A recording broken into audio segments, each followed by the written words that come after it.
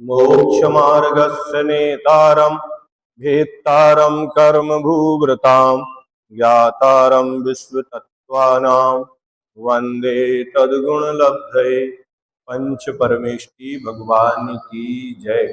संत श्रोमणी आचार्य गुरुवर श्री विद्यासागर जी महामुनिराज की जय। परम पूज्य आचार्य श्री समय सागर जी महाराज की जय। तत्वार्थ सूत्र 9वां अध्याय संवर्ग तत्व के अंतर्गत प्रश्न नंबर 359 पर जो तप के दो भेद कहे, एक बाह्य तप, एक अभ्यंतर तप। अभ्यंतर तप के 6 भेद कहे, प्रायश्चित, विनय, वैयावृत, स्वाध्याय, वित्सर्ग और ध्यान। अब जो अभ्यंतर तप है उनके उत्तर भेद भी तत्वार्थ सूत्र में बताए गए। बाह्य तप के कोई भेद नहीं किए, लेकिन अभ्यंतर तपों के भेद किए गए हैं। ये बात यहाँ जानने योग्य है। तो अभ्यंतर तप जो 6 है उनके कितने उत्तर भेद हैं यहाँ कहे जा रहे हैं। सूत्र नंबर 21 9 चतुर्दश पंच द्वि भेदा यथाक्रमम प्राग ध्यानात्।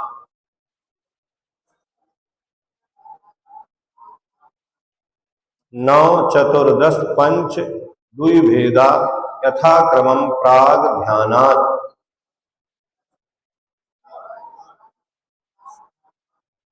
हाँ, यहाँ 9 चतु माने 4, ये चतुर्दश नहीं है, 14 नहीं है, ये चतु और 10 अलग अलग पढ़ना इनको।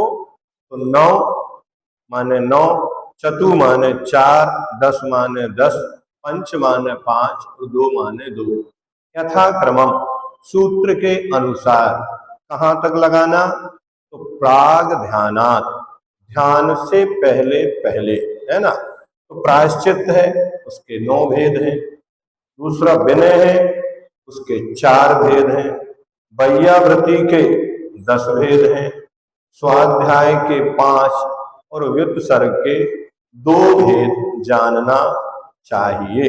ध्यान के भेदों का वर्णन अलग से किया जाएगा, क्योंकि ध्यान 4 प्रकार के हैं। उन 4 के भी प्रत्येक के 4 भेद हैं, तो 16 भेद होते हैं।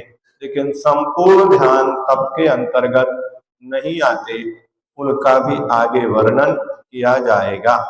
अब सबसे पहले प्रायश्चित तप के 9 भेद। ये 9 भेद क्यों करना पड़े? क्योंकि प्रायश्चित एक दंड विधान व्यवस्था है।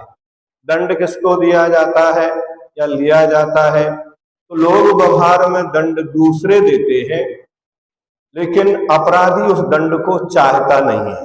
लेकिन मोक्ष मार्ग में जिसके द्वारा अपराध होता है वह स्वयं उस अपराध के लिए दंड की याचना करता है। आचार्य भगवान अपने मन से किसी को प्रायश्चित नहीं देते।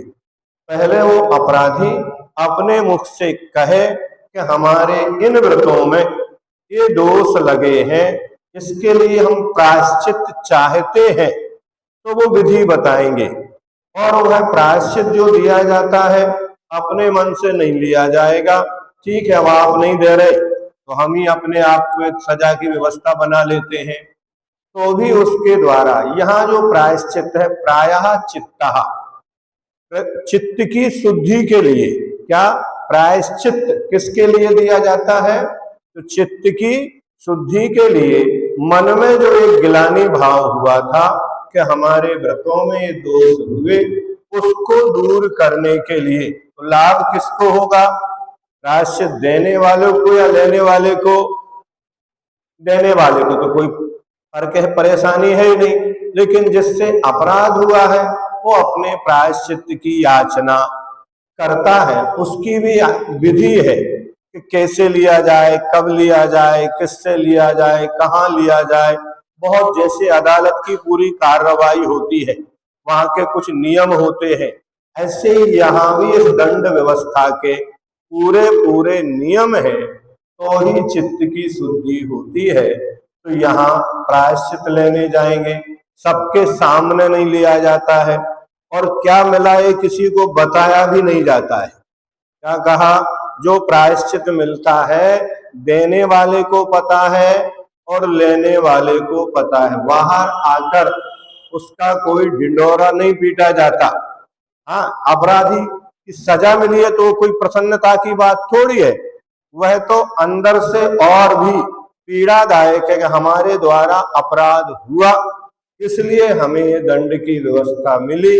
आगे हम ऐसी चर्या करेंगे कि हमें बार बार किसी भी दोष का प्रायश्चित, ऐसा नहीं है आज अपराध किया कल फिर पहुंच गए, आज किया कल फिर पहुंच गए, तो ऐसे व्यक्तियों को दंड दे के शुद्ध नहीं किया जाता, उन्हें तो जेल में ही रखा जाता है। क्या किया जाता है उनके लिए जो बार बार अपराध करते हैं, उनको क्या करते हैं, नहीं बस इनको आजीवन कारावास, क्योंकि ये बाहर निकलेंगे ये समाज के लिए, राष्ट्र के लिए खतरा है, तो उन्हें वहीं रखा जाता है। तो ऐसे ही ये नहीं कि आज अपन से गलती हुई कल गए प्रायश्चित ले आए, फिर वही गलती कर ली कल फिर जाके खड़े हो गए। आज रात्रि भोजन, मान लो कोई ग्रस्त है, रात्रि भोजन त्याग था लेकिन कर लिया, प्रायश्चित दे दो किस बात का, आज हमने रात्रि में भोजन कर लिया, फिर अगले दिन फिर रात आई फिर भोजन कर लिया, सुबह से फिर पहुंच गए, क्या करो, प्रायश्चित दे दो किस बात का। इसलिए एक ही अपराध की सजा बार बार, सामान्य से भी अपन देखते हैं ना, अगर कोई व्यक्ति एक बार नियम तोड़े, दो बार तोड़े, तीसरी बार तोड़ता उसका लाइसेंस रद्द कर दिया जाता है। क्यों, बार बार यदि नियम तोड़ोगे तो आप लाइसेंस रखने के अधिकारी, प्रायश्चित उन्हें दिया जाता है जिनके व्रत होते हैं, जिनका कोई व्रत ही नहीं है, किसी को देखकर वो भी पहुंच जाए, एक काम तो हम भी करते हैं इसलिए हमें भी प्रायश्चित दो, उससे कहते नहीं पहले तुम व्रत लो, व्रत लोगे तो प्रायश्चित है। अगर व्रत ही नहीं है, व्रत ही नहीं है, वो हमने बीच में कहा था कि चारित्र तो है नहीं है, शुद्धि करो, तो व्रत तो है नहीं है, वो प्रायश्चित करो। किसका प्रायश्चित करें, जो व्रत था उस व्रत में अगर पहले कोई कानून व्यवस्था होती है उसके साथ दंड व्यवस्था होती है, अगर कोई कानून ही नहीं है तो उसके लिए दंड व्यवस्था तो बना दी जाए और कोई नियम तो बने ही नहीं है। तो कौन सा नियम इस व्यक्ति ने उल्लंघन किया जिसके अपराध में इसको सजा दी जा रही है। तो पहले क्या होता है, नियम होता है, उस नियम को सबको फॉलो करना पड़ता है, अगर उस नियम को कोई तोड़ता है तो अपराधी है। जब तक नियम नहीं बना उसके पहले अगर कोई अपराध किया है तो उसकी सजा मिलेगी क्या, नहीं, पहले आपका कोई नियम था ही नहीं, तो ऐसे कोई व्यक्ति का ठीक है अभी तो नहीं, लेकिन हमने पहले अपराध किए थे, नहीं, गुरुवर कहते थे व्रत लेना ही उसका प्रायश्चित है। जिसने आज तक कोई प्रायश्चित नहीं लिया लेकिन उसके पास कोई व्रत नहीं है, उसने जैसे ही व्रत लिया उसकी शुद्धि हो गई।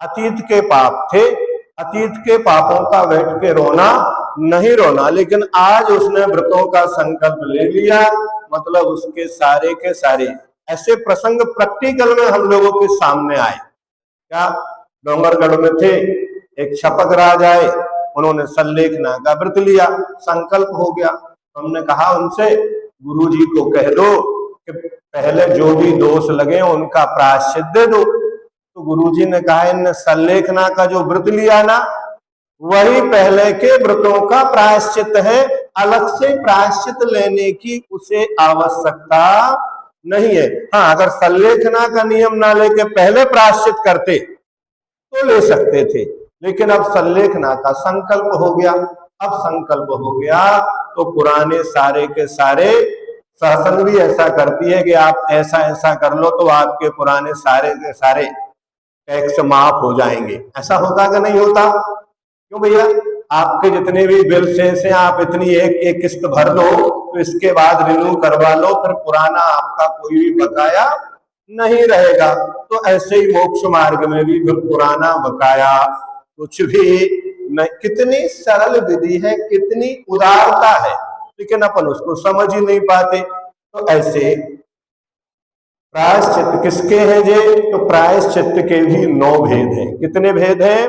क्योंकि अपराध अलग अलग हैं तो दंड व्यवस्था भी अलग अलग होती है, सभी को एक जैसा प्रायश्चित नहीं दिया जा सकता। तो पात्र के हिसाब से, अपराध के हिसाब से, देश काल के हिसाब से अलग अलग एक इसके ऊपर निर्णय होगा। ये निर्णय कौन करेगा कि कौन सा प्रायश्चित दिया जाए? अपराधी तो अपने लिए दंड निर्धारित कर नहीं सकता है कि हमें इस दोष की आप ये सजा दे दो।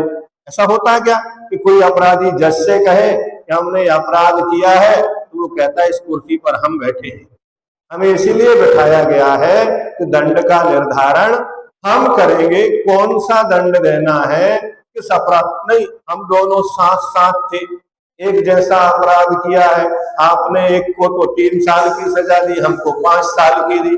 ऐसा भी तो होता है कि नहीं होता है? ऐसा भी होगा। तो ऐसे ही एक जैसे दोषों के प्रायश्चित होते हुए भी प्रायश्चित अलग अलग होगा। किसी को उपवास दिया जाएगा तो किसी को माला दी जाएगी।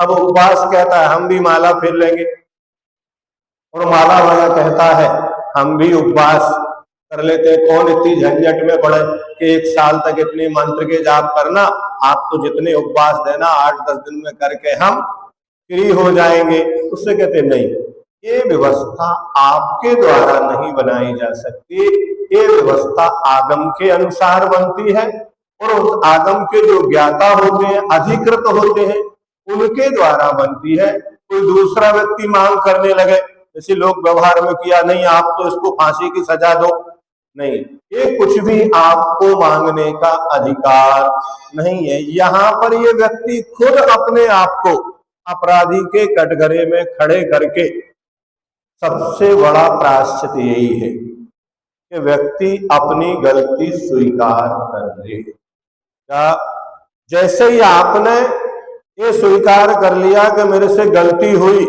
आपका 25% प्रायश्चित हो गया। क्या हो गया? जैसे ही आपने कहा कि हमारे द्वारा व्रत में ये गलती हुई है, और आपकी उस बात को उन्होंने सुन लिया। लोक व्यवहार में भी होता है, अदालत सुनवाई स्वीकार करती है कि हम इस केस की सुनवाई करेंगे, अन्यथा बाहर से भगा देते। ऐसा होता कि नहीं होता? केस जब तक लिस्ट में नहीं आता, टेबल पर नहीं आता, तब तक उस पर कोई विचार। तो ऐसे ही आपने कहा, उन आचार्य ने उसको सुन के स्वीकार कर लिया, प्रायश्चित देने का मन बना लिया। सत्य मानिए, आपके 25% दोष और कम हो गए। क्या हो गए? 25 कब हुए? जब आपने उस अपराध को अपराध मान लिया और निवेदन कर दिया अपने मुख से। कभी कभी क्या होता है, हम किसी को साथ ले जाते हैं, आप कहो ना, हम क्यों कहें? गलती किसने की है? नहीं, गलती तो हमने, आप कह दीजिए। तो प्रायश्चित कौन, हम लेंगे कि आप लेंगे? तो किससे कहलवाते हैं? कौन स्वीकार करे? तो हमने खुद उस दोष को स्वीकार कर ली, 25% हो गया। फिर उन्होंने प्रायश्चित दे दिया, सजा सुना दी गई, उस सजा को स्वीकार कर लिया, 25% और खत्म हो गया। अब मात्र प्रायश्चित की विधि को 25% के लिए करना हमको। जो 100% है, 25 स्वीकार करने में हो गया, 25 उन्होंने सुन लिया, 25 उन्होंने आपको प्रायश्चित दे दिया। बड़े बड़े साधु आरिकाएं आचार्य महाराज के पास वर्षों तक चक्कर लगाते हैं। क्या एक दिन नहीं कि जाके वो दे ही देंगे, वर्षों तक चक्कर लगाते हैं। तब कहीं एक बार हो आए, निवेदन कराए, क्या हो गया? बहनें हमें बताती थी, गुरुजी प्रायश्चित ही नहीं दे रहे। क्यों नहीं दे रहे हैं? नहीं, हमसे ये हो गया था, ये गलती हुई थी, ये बताने की तो आवश्यकता है ही नहीं। क्या नहीं कर रहे हैं? आपने मांगा, हाँ हम तो रोज जा रहे हैं, जब भी आते हैं निवेदन करते हैं, लेकिन गुरुजी हमें इस बात की उन्हें पीड़ा होती थी। क्या ये मोक्ष मार्ग ऐसा है कि अपने को दंडित करके वो सुखी होता है, दंड नहीं मिलता हो तो दुखी है? ऐसा कोई लोक व्यवहार में होता है क्या? वहां तो दंड मिलता है तो दुखी होते हैं, और दंड नहीं मिलता, भले महान अपराधी हो, अगर वो दंड से बच जाए। देखो, यहाँ की अदालत से बच सकते हो, लेकिन कर्मों की अदालत एक ऐसी अदालत है, समय पर अपना निर्णय करती है, उस दंड की सजा आपको मिलेगी ही मिलेगी। तो कर्म हल्के हो सकते हैं, उनमें उत्कर्षण अपकर्षण हो सकता है, संक्रमण हो सकता है, लेकिन कुछ ना कुछ तो वो कहते भले 1 रुपए की पेनल्टी लगे, लेकिन कहाँ लगेगी? अदालत में। एकांत में उस अपराध को मान लेते हैं, सब कुछ तैयार होते हैं। वर्ण जी की जीवन गाथा में किसी से अपराध हुआ समाज में, समाज का बड़ा प्रतिष्ठित व्यक्ति था, कमरे में उसने सब कहा, वर्ण जी हमसे ऐसी ऐसी गलती हुई, चलो मंच पर समाज से कहो। क्या बात? समाज जो आपको दंड दे वो आप स्वीकार करो। नहीं वर्णी जी, भले आप हमसे लाखों रुपए खर्च करवा लो, हम सारी समाज को भोजन करा देंगे, लेकिन क्या हम मंच पे खड़े होकर, कुछ ऐसे दोष भी होते हैं कि सबके बीच में कहना पड़ता है। शुद्धि तभी होगी अगर समाज ने आपको अशुद्ध घोषित किया है, तो आप समाज के सामने आपको शुद्धि करना पड़ेगा।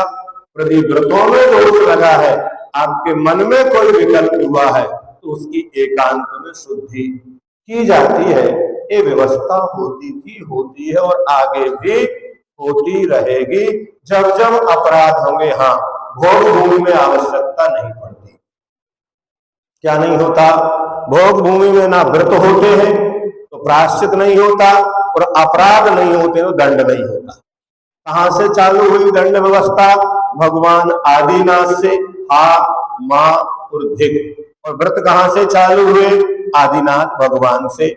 उन्होंने ही व्रतों का प्रारंभ किया और उन्होंने ही न्याय प्रक्रिया, दंड व्यवस्था, राज व्यवस्था उनके द्वारा ही प्रारंभ हुई। इसके पहले कोई दंड नहीं होते थे, कोई अपराध नहीं होते थे, मनुष्य कोई अपराध करते ही नहीं थे।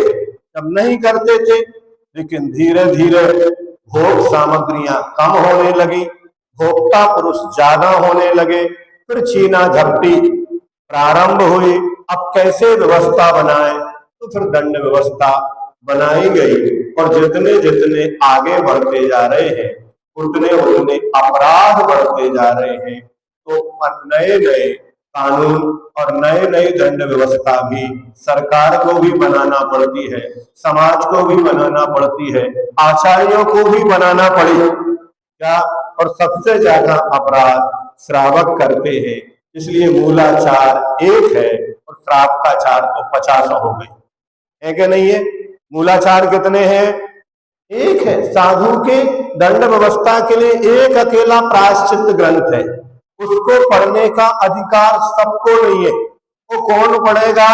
मात्र जो दीक्षा शिक्षा दाता होते हैं, व्रत प्रदाता होते हैं, वही। संघ में भी सारे मुनि उसका अध्ययन नहीं करते, मात्र एक आचार्य परमेष्ठी जो दीक्षा देते हैं वो उसका अध्ययन करते हैं और वही प्रायश्चित देते हैं।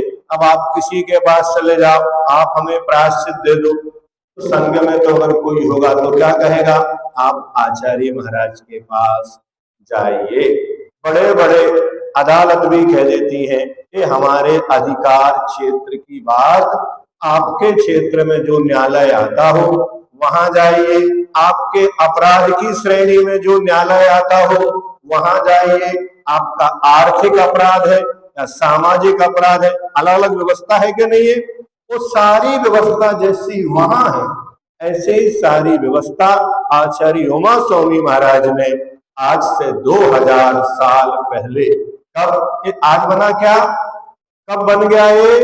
आज से 2000 साल पहले उन्हें पता था कि मानव की मनोवृत्ति कितने प्रकार की होती है, वो कितने भी ऊपर पहुंच जाए फिर भी कहीं ना कहीं गुंजाइश तो रहती है। तो यहाँ पर प्रायश्चित के 9 भेद अपन पढ़ेंगे। सूत्र नंबर 22, आलोचना प्रतिक्रमण तदुभय विवेक विसर्ग तपक छेद परिहारो स्थापना।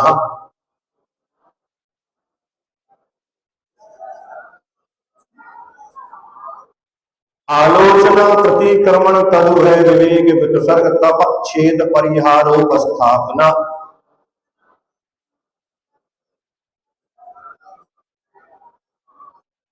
हाँ, प्रायश्चित तप के 9 भेद है और ये तप है। क्या है? प्रायश्चित भी, ये भी तप है।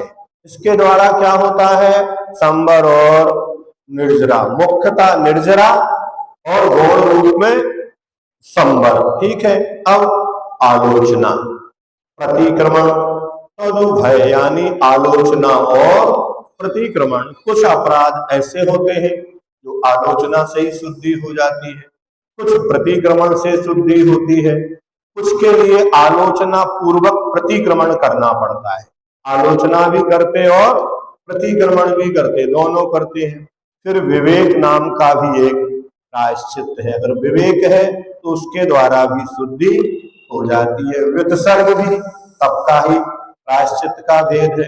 तप भी तप है, तप के अंदर भी तप है। फिर छेद, यानी जो दीक्षा व्रत आदि है उसको कम कर दिया जाता है तो भी छेद है।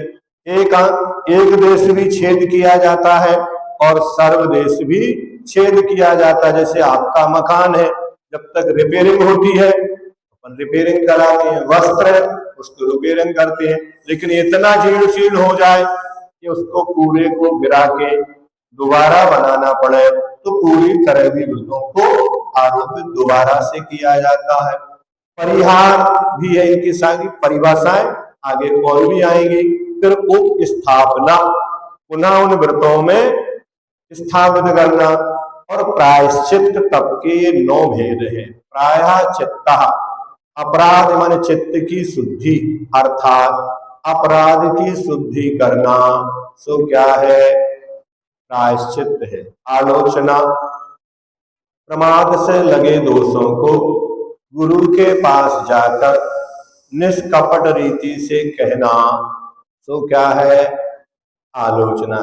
छल पूर्वक नहीं, गुरु को प्रसन्न करने के लिए नहीं, कुछ भी नहीं हुआ फिर भी पहुंच गए, अब क्या करें, बात कैसे करें इनसे?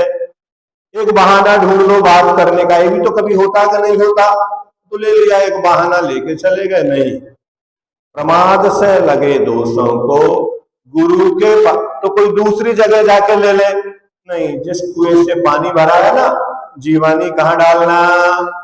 उसी में डालना। जिनसे व्रत लिए हैं, हाँ, अगर उनके अभाव में या दूर है तो परोक्ष में, अथवा जिसके लिए उन्होंने अधिकृत किया है उनके द्वारा, है ना, तो गुरु के पास जाकर निष्कपट रीति से कहना, कपट पूर्वक नहीं। क्या कपट पूर्वक भी कहा जाता है? हाँ, मायाचारी से भी बहुत सारे काम चलते हैं, तो आलोचना है। अब आलोचना के भी 10 दोष है। क्या कहा? तप के 2 भेद, अभ्यंतर और बाह्य। फिर अंतरंग तप के 6 भेद, ठीक है ना। फिर प्रायश्चित के 9 भेद, उनमें फिर आलोचना के 10 दोष, धारा, उपधारा, प्रतिधारा, किस नियम के अनुसार क्या होता है। एक एक चीज जैसे आप लिखते हैं ऐसे यहाँ भी लिखा है। सबसे बड़े संविधान निर्माता आचार्य उमा स्वामी महाराज, सबसे बड़े वैज्ञानिक आचार्य उमा स्वामी महाराज, सर्व विधा के ये विद्वान रहे होंगे। निश्चित ही इन्हें मूलाचार का भी ज्ञान होगा, श्रावकाचार का भी ज्ञान होगा, और सारे जितने अनुयोग हैं उन सारे अनुयोगों को इन्होंने इतने सरल सुगम रीति से सूत्रों में परोकर हमें परोस दिया। तो आलोचना 10 दोषों को बचाकर करना चाहिए। अब आलोचना के 10 दोष कौन कौन से हैं उनको भी सुनिए। अकंपित दोष, अपराधी कांपता रहता है ना। तो क्या होता है, वो मजिस्ट्रेट जज साहब है, कम से कम सजा दें, ये भावना रहती है। तो अकंपित दोष, आचार्य महाराज अपने ऊपर दया करके थोड़ा प्रायश्चित दें, इस भाव से आचार्य को पीछी कमंडलु आदि उपकरण भेंट करके दोष का निवेदन करना, है ना। जज साहब के घर पे पहले से ही कोई रिश्वत की टोकरी भेज देना, देख लेना आपकी टेबल पर हमारा केस आएगा। थोड़ा विचार, ऐसा होता कि नहीं होता? तो यहाँ भी लिखा है क्या देना। अब पैसा तो लेते नहीं है, तो एक नई पीछी बना के दे दी, एक अच्छा कमंडल ला के दे दिया, अब उनके अपन प्रिय बन गए। बाद में दोषों का निवेदन किया तो प्रायश्चित कितना मिलेगा? आपको हंसी आ रही है, हकीकत है। क्या है? मन के अंदर किसके क्या क्या चलता। मोक्ष इतना सस्ता नहीं है कि सभी को मिल जाए सहज रूप से। अनुमापित अपने को दुर्बल बीमार विचार कर यह सोचना या कहना कि गुरुजी मुझे थोड़ा ही दंड दे तो दोष कहूं। पहले ये निश्चित करो कि सजा क्या मिलेगी, फिर हम बताएं। नहीं समझे ना, हम तो बीमार हैं, बुखार आ रहा है, वृद्ध हैं, चल नहीं पाते, आदि आदि। तो पहले ये तय करो आप ज्यादा सजा तो नहीं दोगे। बच्चे कहते ना आप मारोगे तो नहीं तो हम बताएं। बच्चे बोलते कि नहीं बोलते, आपने क्या कहाँ गए थे, आप मारोगे तो नहीं तो हम बता दें, मारो तो नहीं बताएं। ऐसी दशा यहाँ भी है। लोगों को इसको सुनने में कैसा लगता है, लेकिन उनसे पूछो जिन पर बीतती है। आपको तो हंसी आ रही है, उनसे पूछिए उनका क्या हुआ होगा। दृष्ट दोष, जो दोष किसी ने करते नहीं देखा उसे छिपा जाना, और जो दोष करते देख लिया उसे गुरु से निवेदन करना। अब सबने देख लिया तो चलो अपन पहले ही जाके गुरु जी से कह दे रहे, और किसी ने नहीं देखा उसको छिपा गए। ऐसा भी दोष है। ये आलोचना के क्या है? दोष है। बादर दोष केवल स्थूल माने बड़े दोष का कहना, निवेदन करना, और छोटे दोषों को दोष रूप ही नहीं मानना। ये कोई अपराध थोड़ी तो चलता रहता है, ये भी एक दोष है। सूक्ष्म दोष महान प्रायश्चित के भय से महान दोषों को तो छिपा लेना, और जो छोटे छोटे दोष हैं उनका निवेदन कर देना है, ये कहलाता है सूक्ष्म दोष। प्रच्छन्न दोष गुप्त दोष के प्रकट होने के भय से दोष निवेदन करने से पहले गुरु से पूछना, यदि महाराज कोई ऐसा दोष करे तो उसका क्या प्रायश्चित। सारी भूमिका बना लो, पहले सब किसी ने ऐसी गलती की हो तो आप उसको क्या दंड देंगे। अब सुन लिया आपने मतलब का है तो कह दिया, नहीं वो अपराधी हम ही है। क्या? हमने एक बचपन में उपन्यास पढ़ा था, चंबल का बागी माधो सिंह, और डाकू थे और वह भेष बदल के सरकार और समाजों के पास गए। जयप्रकाश जी उस समय जो भी थे गृह मंत्री क्या थे, वो उनके पास गए। उन्होंने दूसरों की ओर से निवेदन किया कि कुछ डाकू आत्मसमर्पण करना चाहते हैं, आप किस प्रकार से उनके साथ व्यवहार करेंगे, सारी चर्चा करके अगर हमें विश्वास दें तो हम इतने डाकुओं को जो चंबल के बीहड़ में रहते हैं आत्मसमर्पण के लिए तैयार कर सकते हैं। उनकी कई मीटिंग हुई, लेकिन उन्होंने कभी ये नहीं कहा मैं ही चंबल का कौन हूं। एक बार भी उन्होंने नहीं कहा, लेकिन जब सारी चीज हो गई तो एकांत में हाथ जोड़ के कहा क्षमा करना। क्या कहा? क्षमा करना, मैं ही चंबल का। जयप्रकाश जी के पास उस समय सारी व्यवस्था उस उपन्यास में जैसा लिखा था यथार्थ में जो हुआ हो। फिर उन्होंने हजारों डाकुओं के लिए सही समाज के मार्ग पर लेके आए, आत्मसमर्पण करवाया, और मुंगावली अशोकनगर जिले में वहां एक जेल बनाई गई। क्या? जेल उसका नाम था, लेकिन वो खुली जेल थी, कोई हथकड़ी नहीं, कोई वेड़े नहीं, कोई कमरे बंद नहीं। इतने समय तक आपको यहाँ रहना है।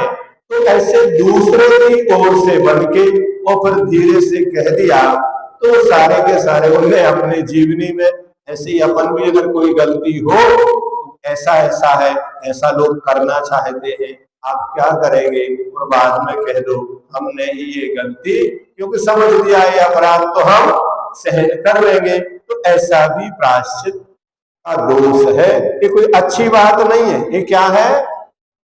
ये दोष है, शब्दाकुलित दोष। प्रतिक्रमण के दिन जब बहुत से साधु एकत्रित हुए हो और खूब हल्ला हो रहा हो, पूजन चल रही हो, मंच पर बैठे हो, कहीं हो, और वहां जाके निवेदन कर दिया और बाद में उन्होंने ध्यान से सुना ही नहीं। अब कभी जब किसी ने शिकायत की, प्रसंग आया, नहीं हमने आचार्य महाराज को बता दिया है, उन्होंने सुन लिया है और उन्होंने भी पूछा क्यों ऐसा?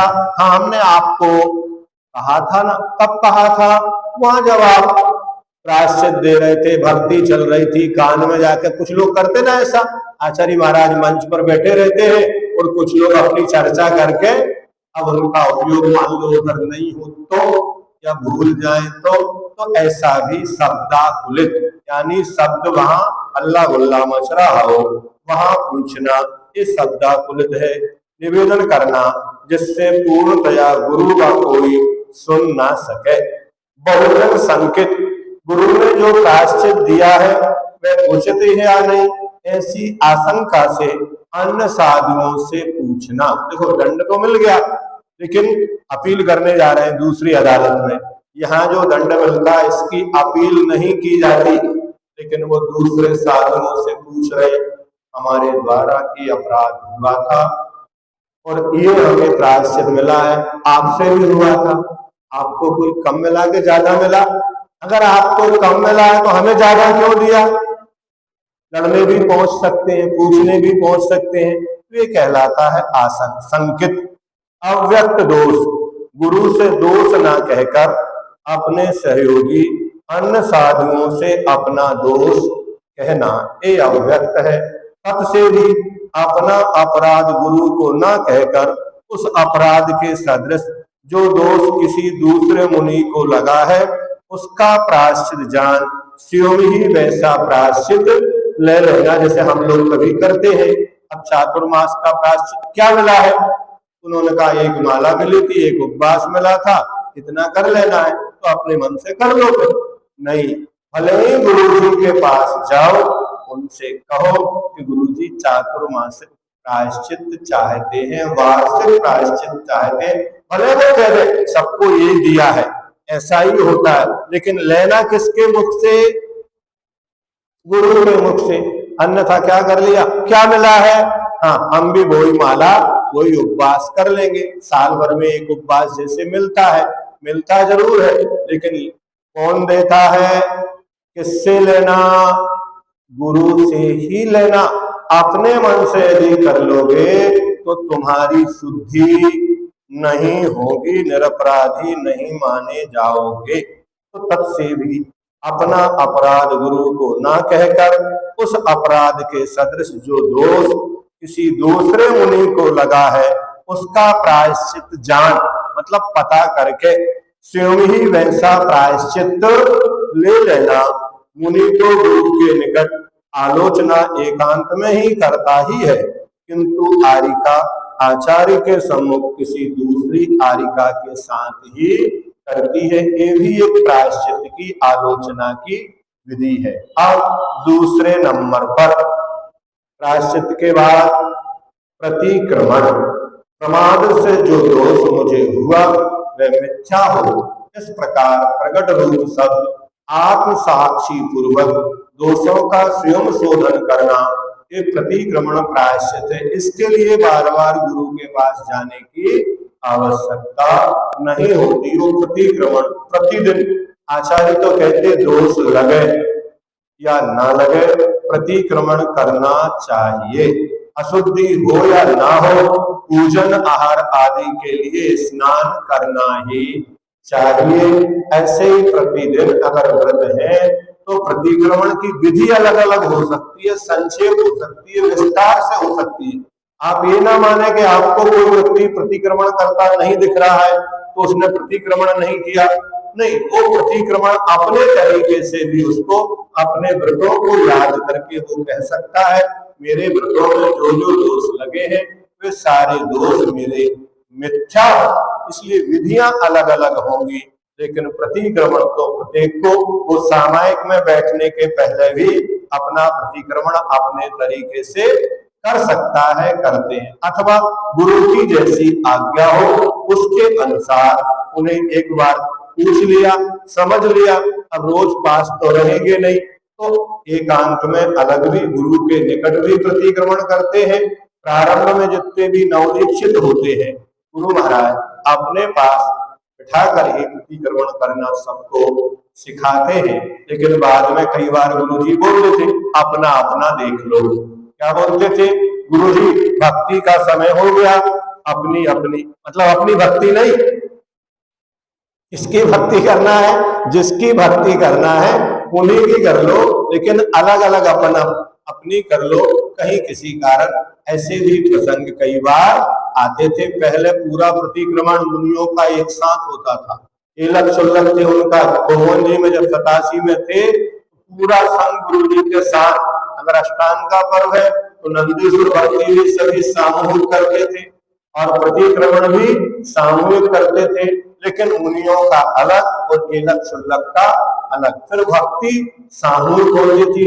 प्रातः काल में भी भक्ति के बाद छह ढाला, द्रव्य संग्रह, इष्टोपदेश, समय सार, इनके पाठ प्रतिदिन गुरु जी के पास सभी संघ। अब धीरे धीरे लोग बढ़ते गए तो व्यवस्थाएं भी बदलती हुई चली गई, इसलिए कुछ लोगों ने वो प्रसंग देखे नहीं होंगे। क्या गुरु जी के वो दृश्य जो उस समय रहे वो उन्होंने देखे, अनुभूत किए, लेकिन जो बाद में आए उनके लिए तो सुनने को तो मिल सकता है, लेकिन देखने को, जैसे अब नई पीढ़ी आएगी तो उन्होंने गुरु जी को देखा ही नहीं, तो उनके भाग्य में इतना था कि नहीं कि वो गुरु जी को देख पाते। अपन सौभाग्यशाली हैं, अपन जिस काल में पैदा हुए गुरु जी की प्रत्येक क्रिया और चर्या अपने को देखने को, सुनने को, समझने को मिली। ये बहुत ही दुर्लभ है कि हम इस काल में पैदा हुए, भले पंचम काल में हुए, लेकिन हम तो ये कहते हैं हम पंचम काल में नहीं, आचार्य महाराज के काल में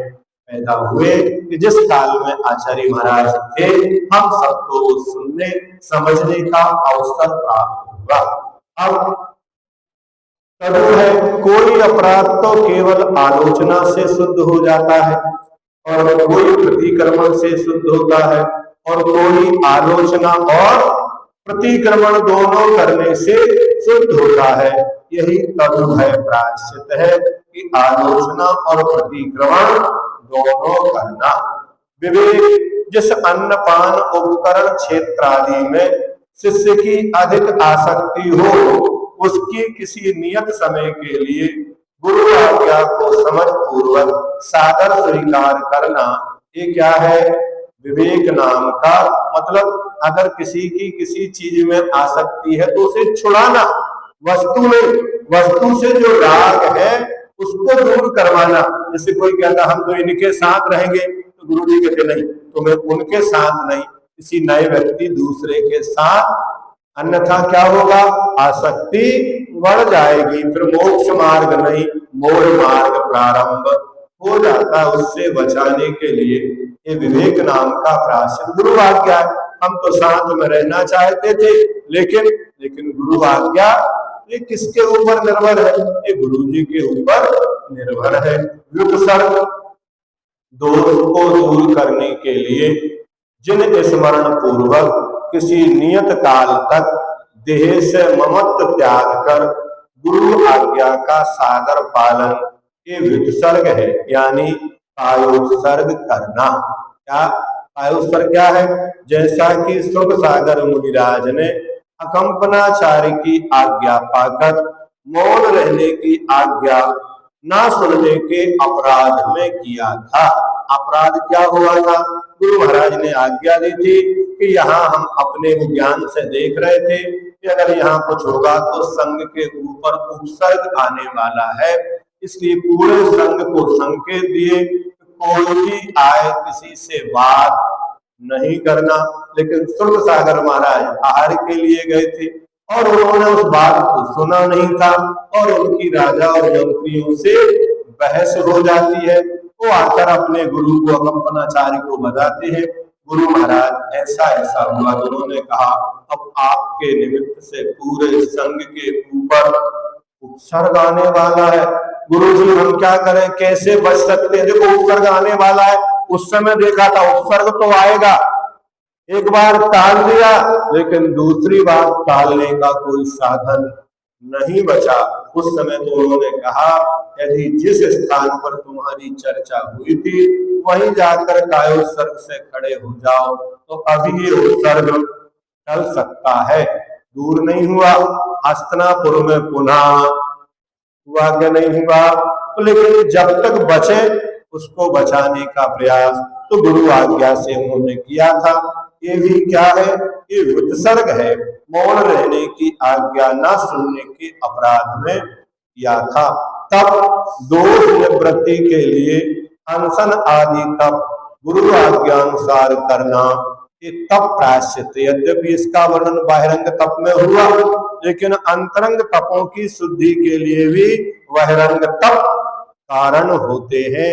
छेद कोई बड़ा अपराध बन जाने पर उसकी शुद्धि के लिए अपनी 1 दिन, 15 दिन, 5 वर्ष आदि की दीक्षा, छेद लेने की आज्ञा, लेने की गुरु आज्ञा का सादर पालन क्या होता है, छेद प्रायश्चित है।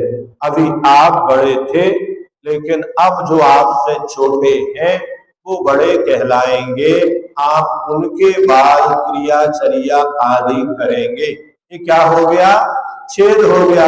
कभी कभी कोई एलक है उनको क्षुल्लक बना दिया, ये भी क्या हो गया, एलक तो थे लेकिन अब आपको क्या करना पड़ेगा, दुपट्टा ओढ़ना। नहीं हमने तो छोड़ दिया था, नहीं गुरु आज्ञा से ग्रहण करने में दोष नहीं है बल्कि दोषों की शुद्धि के लिए है। किसके लिए है वो, दोषों की। ये छेद है, ये प्रायश्चित रूप में मिला है। अब जो छिदी हुई दीक्षा काल से 1 दिन अधिक के भी दीक्षित साधु हैं उन्हें इसे नमस्कार आदि करना होगा। मान कसाय को नीचे करना बहुत कठिन होता है। परिहार कुछ समय के लिए संघ से निष्कासित कर देना, निकाल देना। ये क्या है, अब आप हमारे संग में नहीं रहेंगे, बाहर जाओ। जैसे माता पिता बच्चे को घर से, अब आप इस घर में नहीं रहेंगे, जाइए, आपने गलती की है इसलिए अब आप हमारा नाम नहीं लिखेंगे, आपको जहां रहना है वहां जाओ।